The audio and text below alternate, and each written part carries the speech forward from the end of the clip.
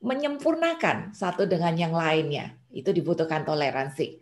Lalu di Advent yang kedua, kita bicara tentang siapakah sesamaku. Nah, di sini kita bukan hanya diajak untuk melihat siapa sih sesama kita. Aku yakin Bapak dan Ibu udah tahu bahwa kita semua sesama ciptaan Tuhan. Mereka semua adalah sesama kita. Kita sudah tidak lagi melihat perbedaan gender, perbedaan sosial, perbedaan agama, dan sebagainya. Tapi kita sudah bisa melihat semua orang sesama ciptaan Tuhan sebagai sesama. Tetapi di sisi lain, sudahkah mereka menganggap saya sebagai sesama? Pada perumpamaan orang Samaria yang baik hati, orang Samaria bisa melihat si orang Yahudi sebagai sesama karena kebalik, orang-orang yang dirampok bisa melihat orang Samaria sebagai sesamanya karena si orang Samaria itu melakukan perbuatan kasih dengan totalitas. Jadi rupanya siapakah sesamaku? Bukan hanya saya yang melihat orang lain sebagai sesama, tapi apakah mereka bisa memandang saya? Kalau mereka belum bisa memandang saya sebagai sesama, mungkin pelayananku belum totalitas kepada mereka. Lalu di Advent ketiga, kita bicara tentang bertetangga itu. Nah, pada waktu kita bertetangga ya, kita percaya tidak ada yang kebetulan. Gak kebetulan saya rumah di sini, saya komunitas di sini, gak kebetulan kita berkantor di sini. Bukan satu kebetulan Tuhan tempatkan kita di sini. Di dalam tempat kita bertetangga atau bekerja, kita ketemu dengan orang-orang yang berbeda. Tapi bila kita punya toleransi, kita bisa menerima perbedaan yang ada. Bahkan kita bisa biasa dengan perbedaan yang ada dan kita bisa menikmati hidup yang berbeda itu tadi secara berdampingan dan saling berbagi berkat. Begitu. Lalu di Advent yang keempat, kita bicara tentang toleransi, berbuah sukacita. Nah, kita harus ingat nih di sini.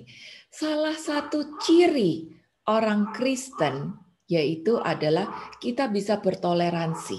Itu salah satu ciri utama orang Kristen, bisa bertoleransi. Berarti bisa menerima perbedaan, bisa menerima orang lain apa adanya. Walaupun orang itu beda agama, beda gender, beda keluarga, beda ras, beda latar belakang, kita bisa menerima mereka apa adanya. Ini adalah salah satu ciri utama dari Christianity. Dan rupanya kalau kita bisa bertoleransi, menerima perbedaan itu tadi, kita akan bisa membawa sukacita. Karena bahasa sehari-harinya kita bisa cincai gitu sama keadaan yang berbeda. Baik orang itu mungkin di atas kita ataupun orang itu di bawah kita bisa terima mereka semua apa adanya. Otomatis keberadaan kita itu bisa membawa sukacita. Nah, ini salah satu ciri utama orang Kristen. Coba kita cek diri sendiri. Ya, keberadaanku di dalam keluarga ini, di dalam lingkungan ini, di dalam kantor ini gitu. Membawa sukacita enggak? Apakah aku sebagai orang Kristen, Katolik di sini, aku sudah bisa membawa harapan? Aku sudah bisa membawa damai? Aku sudah bisa membawa senyum kepada sesama? Atau aku sudah bisa membawa jawaban bagi sesama? Atau jangan-jangan keberadaanku kalau aku orang datang, wah aku maunya ngatur, aku maunya bosi gitu, aku nggak mau kalah sama yang lain, aku mau selalu didengarkan, malah bikin bete orang-orang di sekitar. Nah, kita belajar di sini. Rupanya salah satu ciri utama orang Katolik adalah bisa toleransi. Berarti keberadaan kita dimanapun Tuhan tempatan kita harus bisa membawa sukacita. Bacaan wajib dari Advent kali ini adalah dari Lukas 1 ayat 39 sampai 56. Lukas 1 ayat 39 sampai 56. Aku bacakan ya. Maria dan Elizabeth. Beberapa waktu kemudian berangkatlah Maria dan langsung berjalan ke pegunungan menuju sebuah kota di Yehuda. Di situ ia masuk ke rumah Zakaria dan memberi salam kepada Elisabet. Dan ketika Elisabet mendengar salam Maria, melonjaklah anak yang ada dalam rahimnya. Dan Elisabet pun penuh dengan Roh Kudus. Lalu berseru dengan suara nyaring, "Diberkatilah engkau di antara semua perempuan, dan diberkatilah buah rahimmu. Siapakah aku ini sampai ibu Tuhanku datang mengunjungi aku? Sebab sesungguhnya ketika salammu sampai kepada telingaku, anak yang di dalam rahimku melonjak kegirangan. Dan berbahagialah ia yang telah percaya, sebab apa yang dikatakan kepadanya dari Tuhan akan terlaksana." Nyanyian pujian Maria. Lalu kata Maria, "Jiwaku memuliakan Tuhan, dan hatiku bergembira karena Allah Juru Selamatku. Sebab ia telah memperhatikan kerendahan hambanya. Sesungguhnya mulai dari sekarang segala keturunan akan menyebut aku berbahagia. Karena yang Maha Kuasa telah melakukan perbuatan-perbuatan besar kepadaku, dan namanya adalah kudus. Dan rahmatnya turun-menurun atas orang yang takut akan Dia.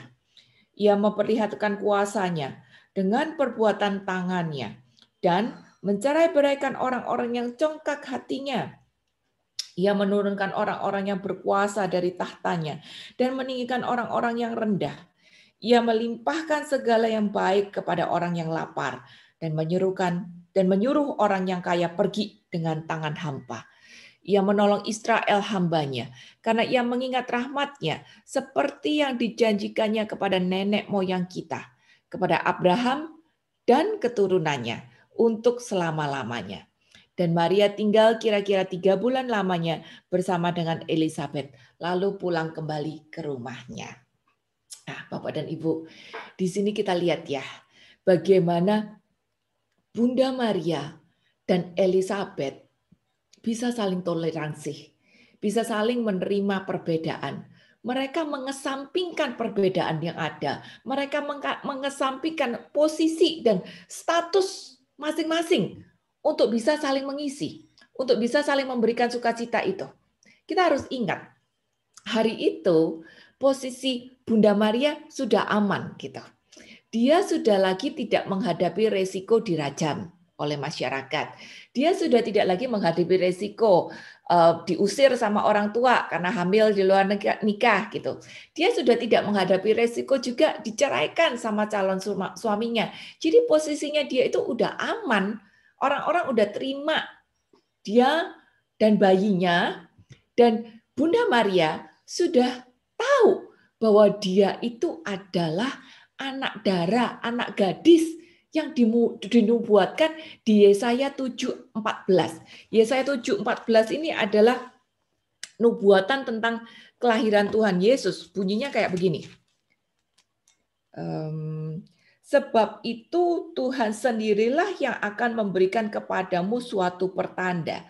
Sesungguhnya seorang perempuan muda mengandung dan akan melahirkan seorang anak laki-laki, dan ia akan menamakan dia Immanuel. Jadi posisi Bunda Maria sudah aman dan dia tahu ternyata dia adalah gadis yang terpilih yang dinubuatkan di Yesaya itu 700 tahun sebelumnya. Luar biasa sekali posisi dia. Tapi walaupun Bunda Maria sepertinya posisi udah kayak di atas angin ya, dia nggak jatuh pada kesombongan. Malah dia datang loh ke rumah Elisabet, tantenya yang lebih tua gitu, untuk menunjukkan hormatnya kepada Elisabet dan bayinya. Dan juga untuk menolong Elisabet itu tadi. Padahal perjalanan Bunda Maria itu nggak gampang. Dikatakan kita udah baca lewat pegunungan. Hari itu nggak ada mobil, nggak ada kendaraan. Jadi dia harus jalan kaki. 150 km kira-kira jaraknya. Lewat pegunungan. Itu tantangan luar biasa banget. Apalagi untuk seorang gadis muda yang lagi hamil muda. Kadang-kadang kita kalau jalan di mall beberapa jam aja kaki pegel ya. Ini jalan di pegunungan, lewatin panas, lewatin malam dan gelap hanya untuk mengunjungi sanak saudaranya yang tua gitu. Tapi Bunda Maria dengan rendah hati dia berangkat. Dia nggak merasa aku kan Bunda Allah. Dia nggak merasa aku kan gadis yang terpilih itu. Harusnya aku nggak perlu ke sana. Dia tidak merasa seperti itu. Tapi dia menunjukkan toleransi yang luar biasa. Sikap kasih yang memimpin pada sebuah kerendahan hati. Yang membuat dia bergerak untuk menunjukkan respeknya duluan terhadap Elizabeth dan juga bayinya. Di sisi lain, pada waktu Elizabeth mendengar salam dari Maria itu tadi, dia responnya juga luar biasa. Dia langsung katakan, diberkatilah engkau di antara semua perempuan, dan diberkatilah buah rahimmu. Siapa aku ini sampai ibu Tuhanku datang mengunjungi aku. Elizabeth menunjukkan kerendahan hati, menunjukkan sukacita dengan kunjungan dari Bunda Maria itu tadi. Dia juga tidak merasa, aku kan tante, aku layak dong dikunjungi, aku kan lebih tua, aku layak dong dilayani. Dia tidak menunjukkan seperti itu. Bahkan dia menunjukkan hormatnya kepada Bunda Maria dengan menyebut Maria sebagai Bunda Allah. Itu sebuah sikap toleransi yang menunjukkan kerendahan hati yang luar biasa banget. Dan ini membawa sukacita, bukan hanya kepada Bunda Maria yang disapa sebagai Bunda Allah, bukan hanya kepada bayi yang masih ada di dalam kandungannya, tapi juga untuk kita semua orang Katolik. Karena ternyata dengan pernyataan Elizabeth itu tadi, yang menyebut Maria sebagai Bunda Allah, kita jadi ikut mengerti bahwa ternyata Maria itu adalah benar-benar Bunda Allah. Jadi lihat bagaimana sikap kasih yang menuntun pada toleransi membawa sebuah kerendahan hati yang membuat orang bisa bersikap untuk menerima dan menghasilkan sukacita. Dan memang perjumpaan ini membawa sukacita yang luar biasa. Terbukti bahkan bayi yang di kandungan Elizabeth pun bisa melonjak kegirangan, ikut bersukacita. Dan kita pun seluruh dunia sampai hari ini ikut bersukacita. Karena sebuah perjumpaan itu tadi yang diawali dari kasih yang menunjukkan keteladanan, toleransi, dan kerendahan hatian. Nah, di sini kita belajar bagaimana toleransi itu menggerakkan banyak hal. Bagaimana toleransi itu, dengan toleransi kita dimampukan untuk menerima perbedaan. Bukan hanya dimampukan untuk menerima perbedaan, tapi kita juga dimampukan untuk mengambil langkah duluan, untuk saling mengisi, untuk saling menghormati, untuk saling menerima, untuk saling menyapa, untuk saling mengeluarkan kata-kata indah, dan sebagainya. Dan semua itu, asal kita mau dengan rendah hati mengeluarkan segala yang positif duluan itu tadi, akhirnya membuahkan damai dan sukacita. Bapak dan Ibu, sikap toleransi ini hanya bisa terjadi kalau kita hidup di dalam kasih Allah. Kasih Allah yang memampukan kita untuk punya kerendahan hati dan membuat kita bisa menerima perbedaan. Bukan hanya beda agama, beda ras, beda suku ya. Bukan hanya beda usia, beda latar belakang, tapi sering di dalam hidup kita sulit menerima orang yang berbeda pola pikir dengan kita. Kadang-kadang kita merasa orang yang beda pola pikir, udah deh jauh-jauh aja menghindar daripada berantem. Kadang-kadang kita merasa orang yang berbeda, oh itu orang pemarah gitu. Lebih baik saya jauh-jauh aja deh. Orang dunia bilang jauh-jauh itu wangi. Tapi konsep jauh-jauh wangi tidak ada di dalam Alkitab. Kadang kita juga sulit menerima orang yang kita pikir lebih rendah daripada kita. Kita nggak mau ngerangkul seperti orang Samaria yang baik hati itu. Datang duluan untuk nolong duluan. Walaupun posisi orang yang ditolong sebenarnya tidak ada apa-apanya dibanding dia gitu. Tapi sering juga kita tidak bisa menerima orang yang kayaknya lebih tinggi daripada kita. Karena ada sedikit rasa iri yang kayak aku punya, yang kita punya gitu. Sehingga saya tidak bisa menerima dia yang lebih tinggi daripada kita. Dan kalau ada orang yang berbeda atau cenderung salah, kita cenderung menghakimi. Tidak gampang buat kita untuk bisa menerima perbedaan itu tadi. Tapi bila memang kita punya kasih, ada Allah yang bertahta di dalam diri kita. Kita tahu 1 Petrus 4 ayat 8 dan 16. Allah adalah kasih, kita hafal semua. Allah adalah kasih. Kalau memang ada Allah yang adalah kasih, bertahta di tempat di mana dia seharusnya berada di dalam diri kita. Allah yang adalah kasih itu akan menuntun kita pada sebuah kerendahan hati. Tanpa Allah yang adalah kasih, kita tidak bisa rendah hati untuk toleransi. Tapi kalau kita memang hidup bersama dengan Allah yang adalah kasih, maka Allah itu akan menuntun kita pada sebuah kerendahan hati untuk bisa toleransi, menerima perbedaan, baik kekurangan maupun kelebihan orang lain. Dan nggak berhenti sampai di situ loh, bukan hanya menerima perbedaan, tapi melakukan tindakan nyata. Seperti yang terjadi pada Maria dan Elizabeth. Maria melangkah duluan, naik ke gunung 150 km. Elizabeth menyapa duluan. Nah, ada tindakan nyata yang harus diikuti dari toleransi. Jadi toleransi itu bukan hanya disimpan dalam hati, tapi ada tindakan nyata. Dan tindakan nyata itu terpancar dari perkataan, tindakan, dan pikiran kita juga. Itu efek dari toleransi.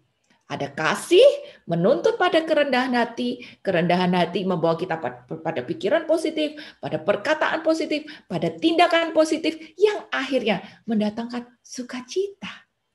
Matius 22 ayat 39 mengatakan, kasihlah, saya bacakan aja. Matius 22 ayat 39.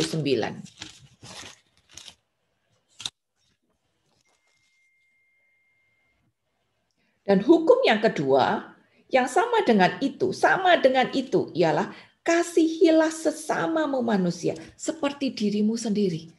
Berani nggak kita mengasihi orang lain seperti kita mengasihi diri sendiri? Kita hanya bisa lakukan itu kalau ada Allah bertahta di sini, mengasihi orang lain, menerima orang lain yang berbeda sama kita, seperti kita mengasihi diri sendiri. Makanya, pastikan Allah bertahta di tempat di mana Dia seharusnya berada di dalam diri kita, sehingga kita mampu bersikap rendah hati untuk bertoleransi dengan orang lain. Jadi, walaupun orang berbeda sama kita bisa melihat dari sudut positifnya. Kita bisa tetap mengatakan perkataan positif. Kita tetap bisa melakukan tindakan positif duluan. Itu baru bisa menghasilkan sukacita. Ada pikiran positif, ada tindakan yang membangun, ada perkataan yang membangun. Makanya kalau dibilang Matius 13 ayat 4 sampai 7 tuh ya. 1 Korintus 13 ayat 4 sampai 7. Kasih itu sabar, kasih itu murah hati, kasih itu lemah lembut, kasih itu sopan, gitu kan? Itu sifat-sifat kasih. Bagaimana kita bisa lemah lembut kok sopan kalau kita tidak punya kerendahan hati? Bagaimana kita bisa sabar kalau kita nggak punya Allah di sini? Jadi pastikan Allah bertahta di tempat di mana kita seharusnya berada. Jadi kita bisa bertindak sesuai dengan pimpinan Allah. Tidak menghakimi orang lain lagi. Tidak berpikir negatif lagi. Tidak omong perkataan yang menyakitkan orang lain lagi. Tapi pikiran kita akan adil, manis, suci, sedap didengar. Semuanya bagus. Perkataan yang keluar dari mulut kita juga adalah perkataan yang membangun. Yang menuntun kita pada keselamatan. Amsal 18 ayat 21, hidup dan mati dikuasai oleh lidah. Lidah kita tidak akan menuntun kita pada kebinasaan karena kita marah, karena kita emosi, karena kita menghindar, karena kita tidak suka dengan orang itu. Tapi lidah kita tetap bisa memperkatakan pujian-pujian yang positif. Karena apa? Karena ada Allah bertahta di tempat di mana Dia seharusnya berada. Allah yang adalah kasih. Kasih itu memimpin kehidupan kita. Jadi kita tidak akan menjadi orang yang sombong, kekeh dengan pendapat, menghakimi orang lain, iri pada orang yang lebih tinggi, atau mencemooh orang yang sepertinya lebih rendah daripada kita. Itu. Berikutnya, kita tadi sudah baca nyanyian pujian Maria di Lukas 1:46 sampai 55. Ini bukti kalau Bunda Maria ini dididik untuk taat pada agamanya. Jadi Dia tahu kalau dia itu adalah gadis yang dinubuatkan di Yesaya. Karena dia bisa apal nyanyian pujian Maria ini sebetulnya adalah kutipan dari puji-pujian Hana yang dinyanyikan di 1 Samuel 2 sampai 1 Samuel 10 gitu. Kalau Bunda Maria bisa hafal puji-pujian Hana, jadi dia ini dididik agamanya dengan luar biasa. Saya mau garis bawahi satu hal di sini, di ayat 50. Dikatakan dan rahmatnya turun atas orang yang takut akan dia.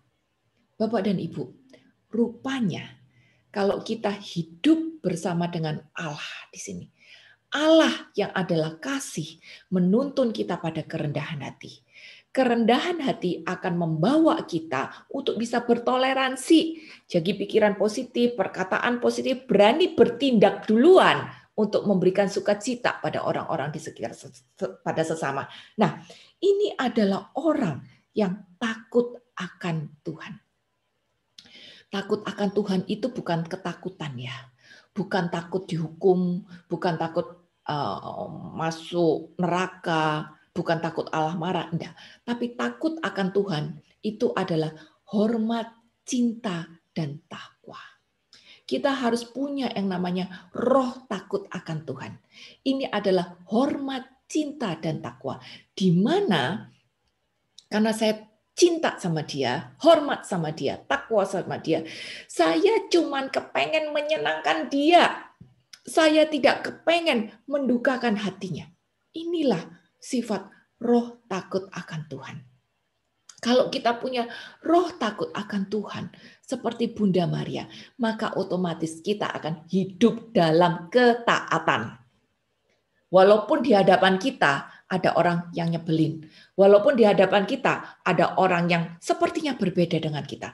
Tapi karena saya bisa melihat dia sebagai sesama ciptaan Allah. Ada Allah sembunyi di balik dia.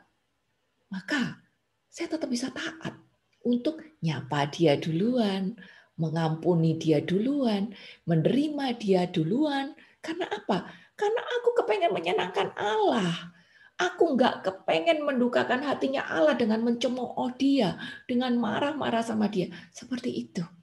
Jadi roh takut akan Tuhan ini adalah hasil dari kasih yang bertumbuh pada dalam diri kita. Yang akan menuntun kita untuk bisa bersikap toleransi, menerima orang-orang di sekitar kita apa adanya. Sehingga keberadaan kita bisa menghasilkan sukacita bagi orang-orang di sekitar. Saya akan sharing sedikit ya. Kebetulan kami dari komunitas Thomas, kami ada pelayanan untuk transgender, kaum waria. Kaum waria yang kami layani ini bukan sembarangan waria. Karena mereka itu pekerjaannya adalah pengamen dan PSK. Sesuatu yang benar-benar berbeda, yang dibuang oleh masyarakat.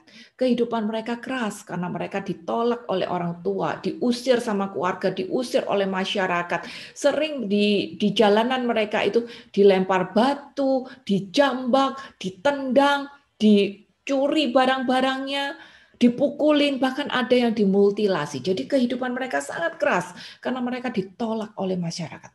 Mereka dibuang di mana-mana. Tapi mereka adalah orang-orang yang kami layani. Nah, apakah gampang melayani mereka? Enggak. Karena kehidupan mereka keras. Karakter mereka pun juga aneh bin ajaib. Cenderung untuk memanfaatkan orang lain. Cenderung untuk menipu sebisanya. Karena apa? Karena itu yang dihadapi oleh mereka di jalanan. Tapi kami cuma belajar untuk mengasihi mereka. Menerima mereka apa adanya. Tersenyum sama mereka. Rangkul mereka dan berbagi kasih. Tujuan kami cuma satu. Biar mereka bisa merasakan kasih. Itu aja. Karena seumur hidup mereka tidak pernah dicintai. Mereka selalu ditolak bahkan oleh keluarga sendiri gitu. Jadi kami cuma kepengen biar mereka bisa merasakan kasih. Syukur-syukur kalau mereka bisa melihat ya orang gereja itu punya kasih. Yesus yang hidup di dalam kami. Kalau orang gereja itu menerima mereka apa adanya, syukur-syukur mereka bisa lihat seperti itu gitu. Walaupun talik ulur dan tidak gampang, tapi kami belajar untuk lakukan itu tadi. Butuh sikap toleransi yang besar sekali untuk menerima perbedaan itu tadi. Butuh kasih yang besar banget untuk menerima perbedaan itu tadi. Dan kami sudah lakukan itu beberapa tahun. Di awal-awal, pada waktu kami datang kepada mereka, kami senyum, kami ajak nyanyi, kami ajak makan bareng gitu. Dan beberapa tanya sama saya, kok kamu mau sih foto sama aku? Kok kamu mau sih duduk di sebelah aku? Kok kamu mau ngobrol? Tanya-tanya sama aku. Kok kamu mau bercanda sama aku? Mereka rupanya heran. Kok ada orang yang mau gitu deket-deket sama mereka? Itu terjadi karena sepanjang hidup mereka, mereka selalu dibuang gitu. Tapi kami tetap belajar. Walaupun iya ada sekali dua kali kita yang ditipu, ada sekali dua kali kita yang dimarahi, kita yang kita yang dimanfaatin, ada gitu. Tapi kami tetap belajar untuk menerima mereka apa adanya, mengasihi dengan tulus. Itu. Pertanyaannya, kalau misalnya kita nggak mau melayani mereka, kita belajar untuk melihat bahwa ada Yesus sembunyi di balik orang-orang ini. Maka kita harus bisa hidup di dalam kasih untuk bertoleransi. Pertanyaannya, kalau kami nggak mau melayani mereka, gimana? Ya nggak apa-apa buat Tuhan. Tuhan akan suruh orang lain untuk layani dia. Emangnya Tuhan butuh sama kita? Kagak kan? Kita yang butuh sama Tuhan. Tapi kalau kita tidak mau bertoleransi dan melayani mereka, gimana? Buat Tuhan nggak apa-apa, karena Tuhan bisa pakai orang lain untuk melayani mereka. Nah, sekarang kalau kita menolak kesempatan yang Tuhan berikan agar kita bisa menunjukkan kasih dan toleransi terhadap mereka ini, siapa yang rugi? Kita. Kalau kita menolak bersikap toleransi, melayani orang-orang yang membutuhkan ini, kita sebetulnya yang rugi. Karena apa? Karena Tuhan akan suruh orang lain untuk melayani mereka. Gitu. Jadi siapa yang kehilangan kesempatan? Kita. Jadi di sini kita kudu belajar. Kalau Tuhan kasih kita kesempatan untuk melayani orang-orang lain, untuk bersikap tolerance terhadap orang yang paling ajaib sekalipun, ambil kesempatan itu. Ambil kesempatan itu. Biar kita tetap menjadi kepanjangan tangan Tuhan. Hidup di dalam ketaatan. Untuk melakukan apa yang memang Tuhan mau Anda dan saya lakukan. Gitu. Jadi Allah mencintai kita. Allah mau berkarya dalam tiap pribadi kita. Jangan pernah merasa tersaingi, merasa saya lebih tinggi, saya tidak layak, dia lebih rendah, dia berbeda. Jangan pernah mencela, apalagi menghakimi. Jangan juga kita jadi penghalang berkat-berkatnya Tuhan. Tapi kita belajar untuk menjawab setiap panggilan Tuhan di dalam hidup kita. Pastikan ada Allah yang adalah kasih itu tadi. Bertahta di tempat di mana dia seharusnya berada. Karena kalau Allah yang adalah kasih itu ada di sini, maka kita akan punya kerendahan hati untuk mau bersikap toleransi bahkan kepada orang yang paling ajaib sekalipun. Kita akan bisa melihat keadaan dari sudut pandang yang positif. Kita akan bisa memperkatakan yang positif. Kita akan bisa melakukan tindakan-tindakan yang positif duluan karena kita punya roh takut akan Tuhan. Belajar untuk hidup di dalam ketaatan, untuk menampilkan wajah Allah lewat keberadaan kita. Bahkan di dalam keseharian sekalipun. Kalau ada orang-orang, mungkin keluarga, mungkin rekan kerja yang nyebelin, yang dikasih ating rogo rempelo, yang menikam dari belakang, yang sikapnya menyebalkan, yang perkataannya menyakitkan. Belajar untuk mengasihi duluan. Belajar untuk toleransi, untuk mengambil tindakan positif duluan. Pakai 5 poin itu tadi. Allah ada di dalam kita, berarti aku punya kasih. Kalau ada kasih, ada kerendahan hati, bisa menjaga pikiran positif, ada pikiran positif, bisa memperkatakan yang positif duluan, dan ada tindakan nyata untuk hidup di dalam ketaatan. Kalau rasa berat, pakai satu mantra. Kolose 3 ayat 23. Ini jadikan ini mantra di dalam kehidupan kita kalau kita lagi rasa berat dalam toleransi. Kolose 3 ayat 23. Apapun juga yang kamu perbuat, perbuatlah dengan segenap hatimu, seperti untuk Tuhan dan bukan untuk manusia. Bapak dan Ibu, coba bayangkan orang-orang yang paling menyebalkan dalam kehidupan kita. Orang-orang mungkin yang sudah merugikan atau menyakitkan hati kita. Bayangkan. Bayangkan juga bahwa Allah ada di balik orang itu. Dan Tuhan mau kita melayani mereka. Toleransi sama mereka. Menerima mereka duluan. Menyapa mereka duluan. Berat lakukan itu. Berat. Tapi pakai mantra ini. Saya tetap mau lakukan dengan segenap hati. Seperti saya lakukan untuk Tuhan. Jangan lihat orangnya. Tapi lihat Tuhan yang ada di balik orang itu. Ini mantranya. Lakukan dengan segenap hati seperti untuk Tuhan. Itu. Jadi sebenarnya sikap toleransi ini adalah jembatan penghubung kita untuk bisa masuk ke dalam kehidupan orang lain. Saat kita bisa menghargai orang lain, menerima kekurangan atau kelebihan dia apa adanya, sebenarnya kita sedang membantu orang tersebut untuk melihat keberadaannya sebagai pribadi yang berharga di mata Tuhan. Itu. Mungkin dia melihat citra dirinya buruk, tapi saat kita bisa bertoleransi kepada dia, kita sedang menolong dia untuk melihat dirinya sendiri sebagai pribadi yang berharga di mata Tuhan. Otomatis ini akan membawa sukacita. Contoh paling gampang. Ingat Yesus? Yesus menerima Sakeus apa adanya. Sakeus orang pendek yang dibuang sama masyarakat. Tapi pada saat Yesus menerima dia apa adanya, apa yang terjadi? Sakeus penuh dengan sukacita dan langsung berbalik ikut Yesus. Itu. Bisakah kita menjadi seperti Yesus? Itu yang Tuhan mau. Menerima orang lain apa adanya sehingga dia berbalik untuk menerima Yesus di dalam kehidupannya gitu. Contoh kecil itu tadi dari teman-teman waria, sekitar 40-an lebih yang kami layani beberapa tahun ini. Dari awal mereka mencemooh, dari awal mereka berusaha untuk manfaatin kita, sampai akhirnya mereka bisa melihat, oh ya ternyata orang gereja tulus, nggak jor-joran, nggak memanjakan, tapi benar-benar mengasihi. Apa yang terjadi? Ternyata tahu-tahu ini satu bonus beneran. Nggak ada angin, nggak ada hujan. 15 orang dengan keinginan sendiri mau minta dibaptis. Ya, mau minta dibaptis. Jadi kami sedang mempersiapkan untuk baptisannya mereka di Natal ini. Gitu.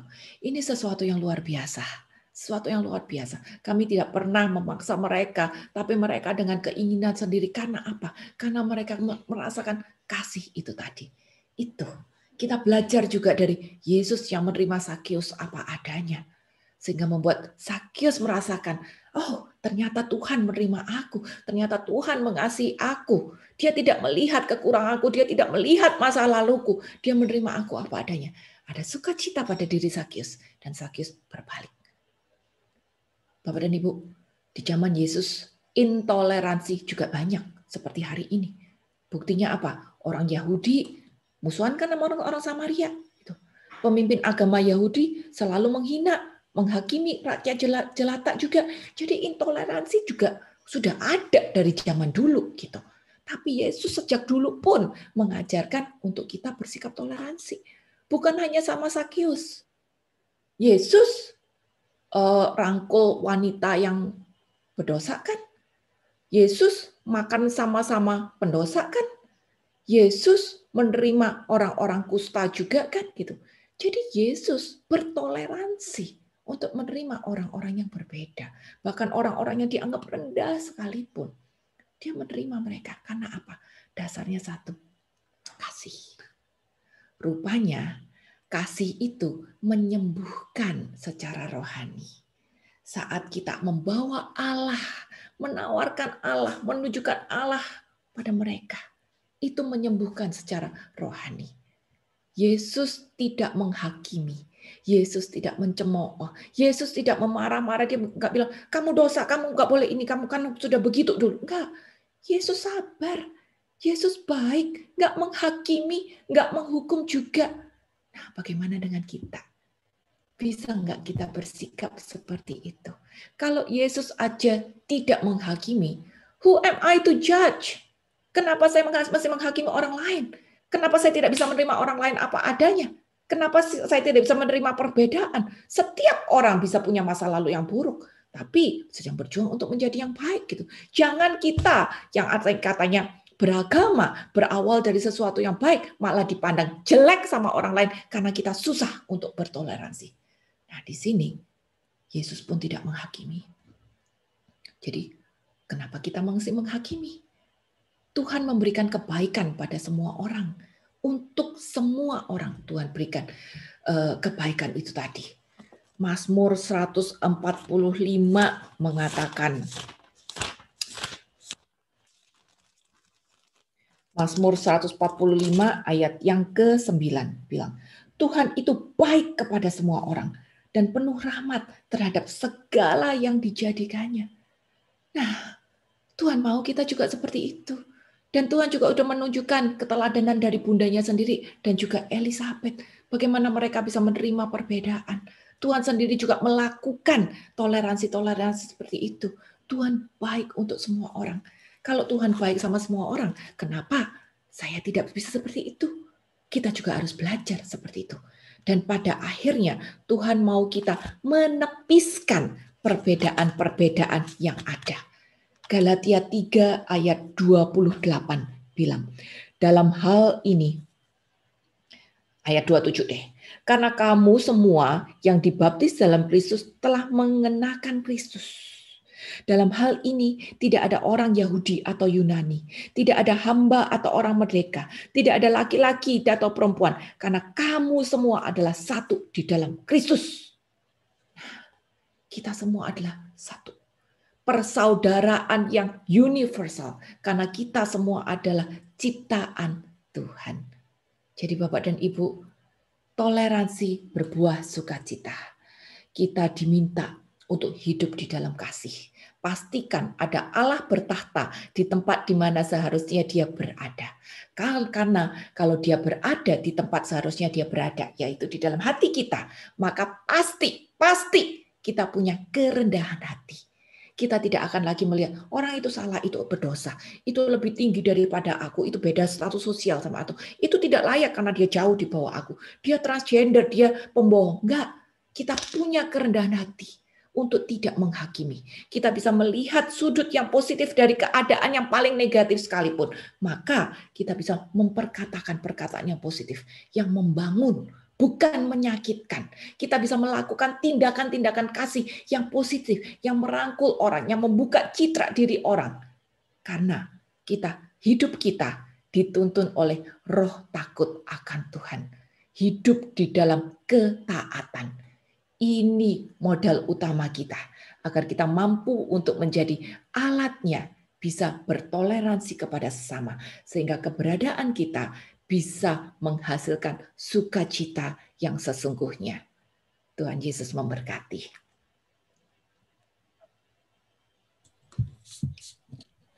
Baik, terima kasih Bu Iren.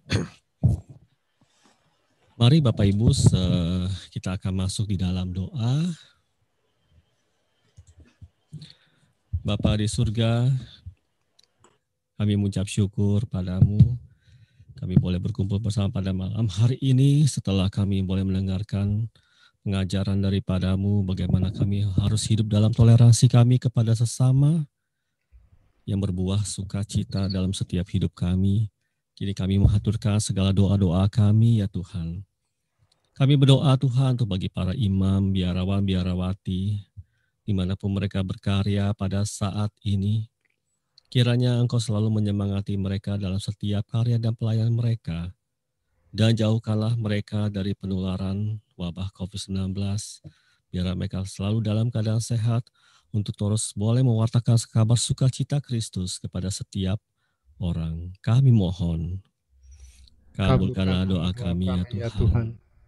Kami berdoa Tuhan untuk bagi para dokter, bagi para perawat, mereka yang berkarya di rumah sakit maupun di Wisma Atlet maupun dimanapun mereka berkarya, yang pada saat ini kami melihat begitu banyak jumlah penderita COVID yang makin hari makin bertambah. Mereka harus berusaha keras, bekerja keras untuk mendampingi para pasien. Ya Bapa, Dampingilah mereka, kuatkanlah mereka, jauhkanlah mereka dari penularan COVID-19. Biar mereka selalu semangat dan setia di dalam pelayanan mereka. Kami juga berdoa bagi para penderita COVID-19, dimanapun mereka dirawat, baik di rumah sakit, dimanapun. Kiranya Tuhan, Engkau hadir, memberikan kekuatan kepada mereka, memberikan kesembuhan pada mereka, sehingga mereka boleh kembali sembuh, berkumpul dengan keluarganya masing-masing. Kami mohon, kabulkanlah doa kami ya Tuhan. Kami berdoa Tuhan, begitu banyak orang yang hidup di dalam kesulitan saat ini, apalagi dalam keadaan PSBB yang begitu ketat, sehingga dengan segala usaha mereka pun terhadap mengalami kesulitan. Ya Bapa, kami berdoa bagi mereka, kiranya Engkau memberikan jalan keluar bagi mereka, memberikan hikmat dan kebijaksanaan bagi mereka, sehingga mereka boleh menemukan usaha-usaha baru untuk boleh menghasilkan penghasilan untuk menghidupi keluarga masing-masing. Dan setiap kesulitan mereka yang di luar yang mereka hadapi Tuhan, bantulah mereka Tuhan, biar mereka boleh sungguh merasakan kehadiran-Mu, boleh merasakan cinta-Mu. Kami mohon. Kabulkanlah doa kami ya Tuhan. Kami berdoa Tuhan bagi teman-teman kami yang sakit, bagi anggota keluarga kami yang sakit. Kami berdoa khususnya bagi Jessica, kami berdoa bagi Dexter, kami berdoa bagi Heru, kami berdoa bagi Eka, Ciweni, anaknya Joko, bagi Elin dan mamanya, juga bagi seluruh anggota keluarga kami yang pada saat ini kami doakan dari kami masing-masing. Bapa, kami bersatu hati Tuhan, bersama-sama berdoa, mengangkat tangan kami berdoa bagi mereka yang sakit. Kiranya Tuhan, Engkau melimpahkan kesembuhan bagi mereka, biar mereka terus kuat di dalam iman dan pengharapan mereka, bertumbuh dalam Engkau Tuhan, dan selalu mengandalkan Engkau dan percaya kepadamu, bahwa bagi Tuhan tidak ada yang mustahil. Kami mohon, kabulkanlah doa kami ya Tuhan. Kami yang hadir di sini pada malam hari ini berkumpul di dalam PD Online Katedral ini, dengan segala doa permohonan kami untuk keluarga kami masing-masing, untuk setiap pekerjaan kami, karya dan pelayanan kami, untuk setiap keluarga kami yang kami doakan. Ya Bapa, limpahkanlah kasih karunia-Mu, limpahkanlah rahmat-Mu yang berlimpah kepada kami, yang untuk memampukan kami untuk boleh berjalan bersama Engkau, bersama keluarga kami, dan setiap karya pelayanan kami. Biar apa yang kami lakukan, nama-Mu semakin dipermuliakan. Kami mohon. Kabulkanlah doa kami ya Tuhan. Kami berdoa Tuhan untuk Ibu Iren yang telah mewartakan kabar sukacita Kristus kepada kami semua. Biarlah semangat toleransi untuk boleh hidup kembali, menyemangati kami untuk boleh mengasihi sesama kami dan peduli kepada sesama kami. Karena itulah yang membuat kami memberikan sukacita pada kami. Berkatilah setiap pelayanan Ibu Iren dimanapun ia berkarya, yang pada saat ini memang susah untuk berpergian kemana-mana, sehingga melayani di dalam PD online, di konsep online. Kiranya Tuhan, Kau pakai dia secara luar biasa, Kau berkati keluarganya, pekerjaan, pelayanan dimanapun. Kiranya Tuhan, setiap langkah-langkah yang dia lakukan, nama-Mu semakin dipermuliakan. Kami mohon, kabulkanlah doa kami ya Tuhan.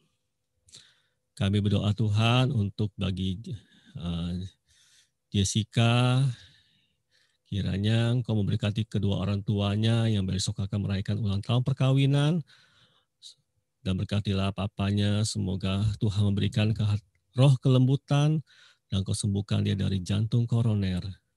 Dan biarlah Tuhan, mamanya juga Engkau berkati, Kau sembuhkan dari sakit darah tinggi yang sering pusing. Kiranya Engkau jamah Tuhan keluarga ini Tuhan, pemulihan keluarga ini akan terjadi. Kami percaya Tuhan. Kami mohon, kabulkanlah doa kami ya Tuhan. Masih banyak doa-doa yang kami sampaikan pada malam hari ini. Engkau mendengar setiap seruan hati kami masing-masing Tuhan. Engkau mendengarkan hati kami, apa yang kami sampaikan pada malam hari ini. Kami bersatu hati Tuhan, membawa segala doa kami, permohonan kami ke dalam tangan-Mu. Kami percaya Tuhan ada kuasa di dalam setiap doa kami, dan kami percaya Engkau mengabulkan doa-doa kami. Terima kasih ya Tuhan untuk kasih dan setiamu. Terima kasih ya Tuhan. Kini kami akan memberikan persembahan Tuhan. Biarlah segala apa yang kami terima, boleh kami berikan kembali kepadamu untuk demi kemuliaan namamu. Biarlah PD Katedral ini boleh semakin hari, semakin boleh melayani umat, membawa umatmu merasakan kasih Tuhan, merasakan cinta Tuhan dari setiap karya pelayanan kami. Demi Kristus Tuhan dan pengantara kami. Amin. Silakan Michael. Mari kita mempersembahkan hati kita, hidup kita sepenuhnya buat Tuhan. Karena kita tahu kita tak sanggup membalas kasih setia Tuhan. Allah Bapa, sungguh besar kasih-Mu, Engkau selalu dalam setiap langkahku. Sungguh indah ku menjadi anak-Mu, hidup dalam kasih-Mu, kasih yang tak ternilai. Tak sanggup aku membalas kasih-Mu, hanya ini Bapa yang ku bisa. Bapa, terimalah persembahan hatiku, nyanyian pujian kepadamu.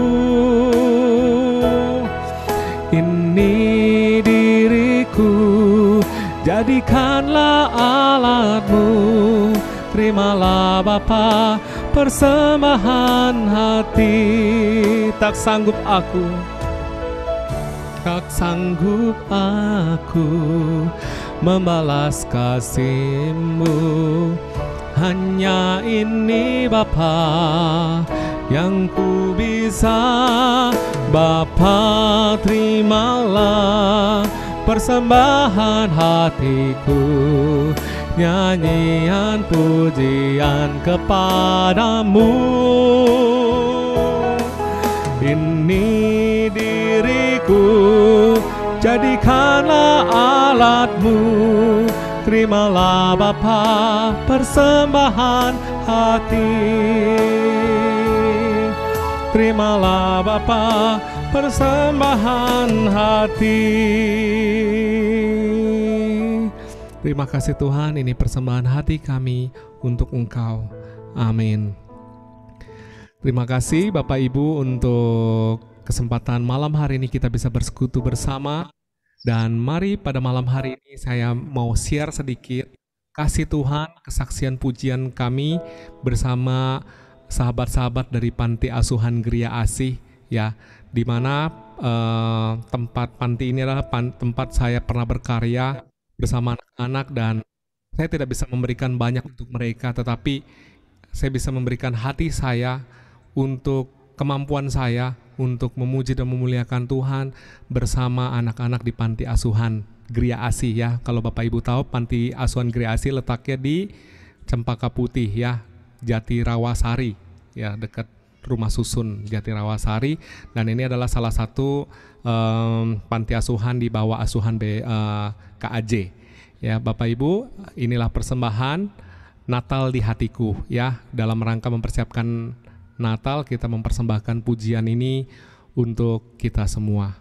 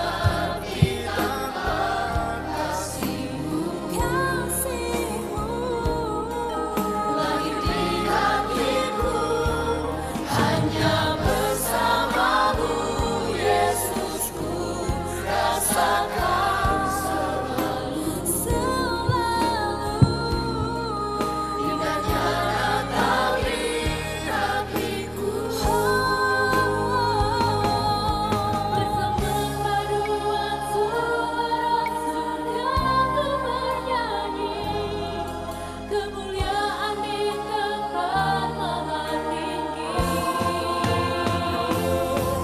dan damai sejahtera di antara manusia yang hidupnya berkenan kepadamu. Sebab Natal akan berarti tambah kasih-Mu, lahir di hatiku, hanya bersama-Mu, Yesus, ku rasakan selalu indahnya Natal di hatiku, indahnya Natal di hatiku, indahnya Natal di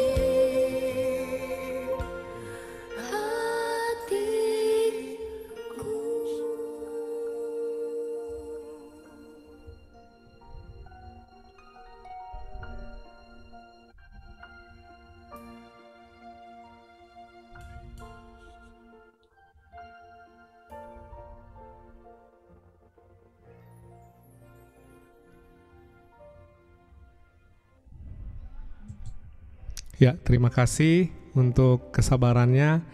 Puji Tuhan, kita bisa berkarya bersama, dan itulah anak-anak kita di Panti Asuhan Kreasi yang mereka sungguh talented sekali. Ya, kalau Bapak Ibu mau lebih tahu mungkin bisa search di Google dan bisa langsung ke sana ya untuk melihat langsung panti asuhannya dan anak-anaknya. Terima kasih untuk kebersamaan kita malam hari ini. Mungkin ada pengumuman dari Pak Rahmat, silakan. Ya, oke, terima kasih Michael. Wah, tadi video tadi sungguh menggugah hati kita sebagai bagian kita dalam persiapan kita menuju ke Natal, kelahiran Yesus Kristus. Natal di hati kita ya, Michael ya. Ya, terima kasih sebelumnya untuk Bapak Ibu, teman-teman semua yang sudah hadir bersama pada malam hari ini dalam PD Katedral, dan juga Ibu Iren, terima kasih. Kemudian Michael juga terima kasih untuk pelayanan pujian pada malam hari ini, dan terima kasih semuanya. Dan nanti mungkin kita ketemu lagi di tahun depan. Ya, nanti mungkin bisa lihat info kita di dalam Instagram kita di PD_Katedral Jakarta. Kalau mudah-mudahan nanti 27 kita bisa ketemu lagi dalam Praise Worship. Semoga bisa hadir, dan nanti kita ketemu lagi di berikutnya lagi di tahun depan. Terima kasih semuanya, dan semoga kita selalu dalam keadaan sehat, karena kalau kita lihat bahwa berita hari demi hari jumlah COVID penderita sangat banyak sekali, dan kita kebetulan tadi saya bersama teman-teman dari katedral juga kita habis di rapid antigen tadi ya, karena sebagai syarat untuk kita bisa nanti tugas di tanggal 24-25 di katedral. Puji Tuhan bahwa semuanya boleh dalam keadaan bagus, tidak ada yang positif. Ya, semoga teman-teman semua pun juga Bapak Ibu semua dalam keadaan baik-baik dan sehat semuanya. Ya, kita selalu saling mendoakan teman-teman kita, keluarga kita semuanya. Terima kasih, dan saya kembali kepada Michael. Ya, terima kasih Pak Rahmat untuk kesempatannya pada malam hari ini, dan perjumpaan kita ya di ujung acara ini. Kita percaya kita mau saling bertoleransi satu sama lain, kita mau membawa sukacita, ya kita mau menjadi pembawa damai ya di puji syukur nomor 221 kalau nggak salah ya. Itu doa yang cukup bagus, jadikan aku pembawa damai, jadikan aku membawa sukacita ya dimanapun kita berada, khususnya di tengah-tengah keluarga kita. Mari kita tutup dengan doa yang nanti akan ditutup oleh berkat oleh Romo Kris. Romo Kris. Ya, Bapa di dalam surga, terima kasih untuk malam hari ini. Kami bersekutu bersama, kami memuji Engkau, dan kami percaya Tuhan melalui pujian dan penyembahan kami, kuasa-Mu sungguh dinyatakan kepada setiap kami umat-Mu. Terima kasih Tuhan untuk ajaran dan pengajaran yang sudah dibawakan oleh Ibu Iren Tuhan. Semoga rahmat-Mu, berkat-Mu juga menyertai Ibu Iren dan keluarganya Tuhan, dan semoga setiap pelayanannya sungguh dapat membuat setiap umat-Mu terbuka hatinya, dan mendekatkan hidup kami seluruhnya kepada Tuhan sendiri. Tuhan, lindungilah kami dari segala mara bahaya, setiap virus-virus yang masih berkeliaran Tuhan. Dan kami percaya Engkau selalu menyertai kami dimanapun kami berada. Terima kasih Tuhan Yesus, dan kiranya malam hari ini kami akan menerima berkat-Mu yang sungguh luar biasa yang akan diberikan oleh Romo Kris. Tuhan sertamu, Dan sertamu juga. semoga teman-teman sekalian dan keluarga dalam karya, pelayan, pekerjaan, fisik, pengabdiannya, hanya serta pemerintahnya. Berkati Allah yang Maha Kuasa, Bapa dan Putra, Roh Kudus. Amin. Amin. Terima Baik, kasih Romo makasih. Kris. Romo Sela. Kris, sebelum meninggalkan, Ya. Romo boleh cerita tentang atau rekoleksi Natal keluarga tuh yang di belakang. Fratelli apa tuh Romo? Boleh cerita kepada kami Romo? Nah, itu retret Natal keluarga oleh Rina. Suaranya bergema ya? Oke. Ya. Baik. Itu temanya Iya, fratelli. sedikit tutup Iya, sedikit artinya- Romo. Artinya kita bersaudara ya. Kita semua bersaudara. Semua bersaudara ya. Masih ada kesempatan, silakan daftar ikut karena online untuk besok tanggal 26 sama 27 dengan narasumber yang utama itu Romo Eko ya. Oh, Romo Eko oke. kan sudah selebritis, lucu, tapi pasti tidak sia-sia gitu ya. Silakan ikut teman-teman sekalian. Masih terbuka untuk ikut saya kira ya. Nanti kalau mau daftar di itu dokumen Romo ya, paus, di itu dokumen paus yang terakhir yang dikeluarkan 3 Oktober yang lalu ya. Jadi akan menjadi bahan untuk pendalaman umat juga ya. Di samping mengenai Santo Yosef tahun depan, tapi Fratelli Tutti lebih akan menarik perhatian ya daripada tahun Santo Yosef.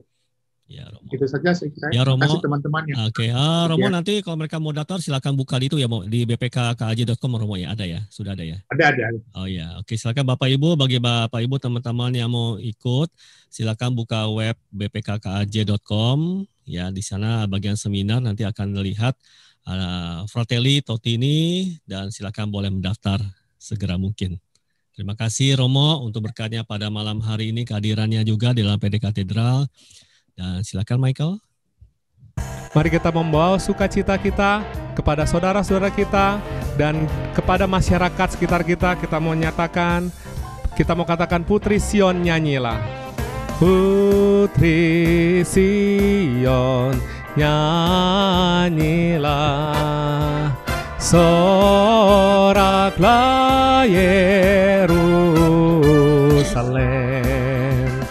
Mari sambut rajamu, Raja damai, terimalah.